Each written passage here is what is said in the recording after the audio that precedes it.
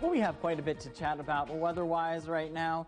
We do have a wind advisory that went into effect here about 15 minutes ago, and that goes until 5 o'clock tomorrow morning. And that's because we are seeing a pretty powerful low pressure system that's going to move through our region today, and that's going to create some pretty big changes for us. And right now, we're not really seeing too much on our radar currently, but back towards the west, we are seeing some of those showers. But I do expect those to stay out of our region at least through the morning hours. Right now, we're seeing pretty warm temperatures across much of our region, with 59 coming in for Carbondale, 58 in Poplar Bluff, 61 in Metropolis, and 56 in Mount Vernon. So in addition to these warmer temperatures, excuse me, we're also tracking the possibility of some gustier winds and also heavier rain, and the possibility of a few thunderstorms that could be working their way through our region in this afternoon. And we're going to be seeing cooler and drier air as we go through the latter half of the work week and into about Wednesday or Thursday.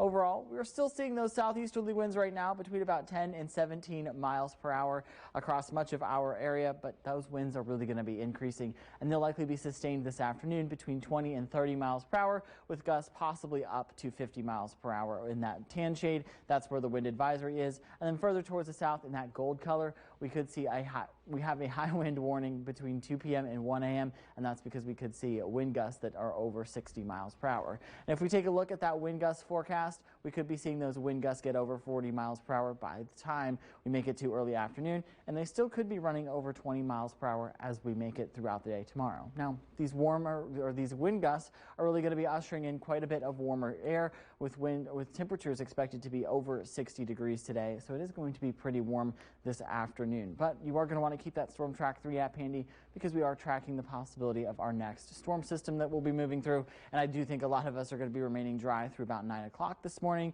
and through 12 o'clock this afternoon. But as we get into the later half of the afternoon, we are going to be seeing those widespread rain showers and even a few thunderstorms moving their way through our region, especially from west to east, and that will be lasting through the next couple of hours. But by midnight, I think a lot of us are still going to be dealing with that widespread rain across much of our region, and then we're going to still see a few isolated showers early tomorrow morning before things really dry out tomorrow during the later morning and into the afternoon hours. Now, in terms of rainfall totals, I think a lot of us could be seeing over an inch of rain and maybe even up to an inch and a half of rain in some spots. So it definitely is going to be quite a soggy pattern moving through our region. And overall, we do still have the possibility of a little bit of flash flooding, especially across southeastern Missouri and northwestern Tennessee, where we do have that low risk of flash flooding. And further back towards the west, we have that medium risk that does clip parts of Carter and Ripley County. So I definitely would be concerned with a little bit of flash flooding, especially where we see those showers run over the same places many times.